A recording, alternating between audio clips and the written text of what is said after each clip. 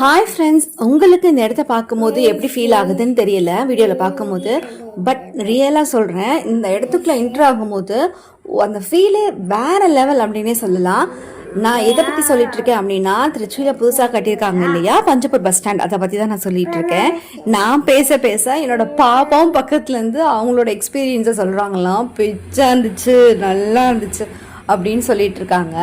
ஆமாம், ரொம்பவே பெருசாக இருந்தது, ரொம்ப சூப்பராக இருந்துச்சு. ஒரு இன்டர்நேஷ்னல் ஏர்போர்ட் எப்படி பில்ட் பண்ணுவாங்களோ அதே மாதிரியே ரொம்ப அழகாகவே கட்டியிருந்தாங்க.